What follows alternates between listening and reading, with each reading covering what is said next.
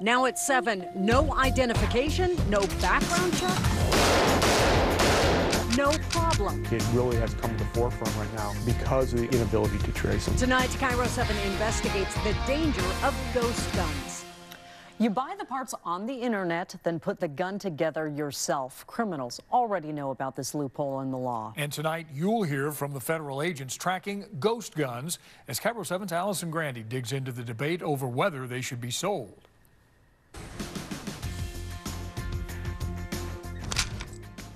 It looks like an assault rifle you'd buy in a gun store, and it fires like one too. But here's the difference. There's no serial number, no identification needed, no background check, and it can be built at home.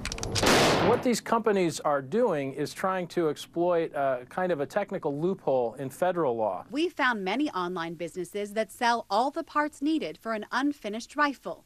The kit costs around $500 and arrives by the U.S. mail, neatly packed and ready to assemble. We recorded as someone followed the instructions that called for hollowing out the trigger pocket of the rifle. It holds the key parts of the gun, including the firing mechanism. In less than 2 days, the AR-15 was ready for the range, and it's completely legal.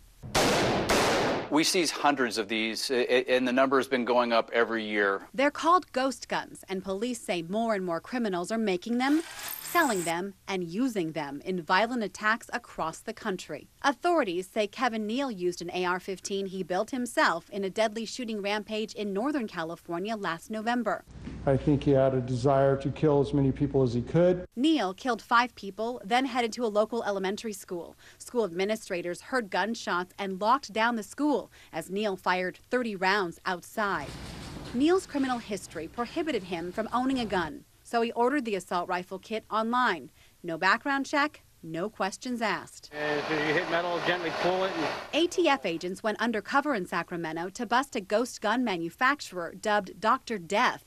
They say he advertised his machine shop as a place where you could make a gun in 20 minutes, and he was there to help. If I go too fast for you, tell me to start over. Dr. Death, Daniel Crownenshield, pleaded guilty last February. This is an example of one of the firearms that was obtained in the course of the investigation. And in 2015, ATF agents recovered hundreds of ghost guns and arrested and charged 8 gang members in Sacramento.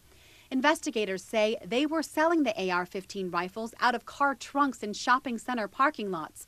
Gang members were just sentenced in December. We see this trend becoming more popular, and we do see an increase in the number of people that are selling these. It's illegal to sell homemade guns, but making them is completely within the law.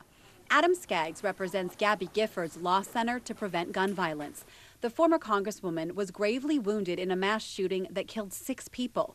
Skaggs says ghost guns represent a menacing loophole in the law. These sites make it as easy as clicking a mouse for these dangerous people to get a hold of assault weapons. His organization sent letters asking web hosting companies to take down sites that sell ghost guns. Most of the people that are buying them aren't going to misuse the crime because they don't want anybody to know that you've got it. We met with Alan Gottlieb. He started the Second Amendment Foundation in Bellevue and works to protect gun rights. What do you think about the push to crack down on those ghost guns?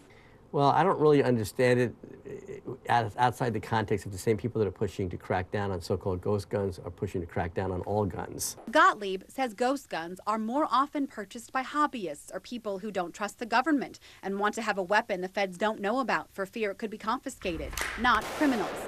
He said they're expensive and take time to assemble. If a person wants to commit a crime with a firearm or any other kind of weapon, they're going to get their hands on it anyway. When we recover a firearm that's been manufactured without a serial number, we really are stymied. Derek Pleasance is the special agent in charge of the ATF Seattle Field Division.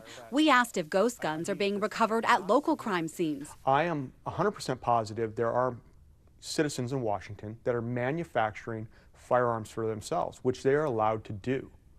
However, we're not seeing them in crimes and not recovering them in criminal acts. But he said they're monitoring the trend. We are always constantly vigilant. We're looking at all of our firearms traces. We're looking at our ballistic intelligence. And if it starts to lead us to firearms that are being manufactured without serial numbers, then we're going to slide appropriate resources there to combat that.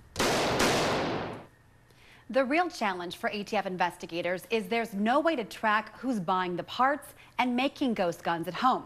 ATF says they won't know who has them until they do show up at a local crime scene. Well, the one thing we can hope is if it is hobbyists who understand guns, at least they would understand to keep them locked up, keep them safe, so that someone can't come in and steal them and use them in the commission of a crime. We can hope so. We can hope. All right.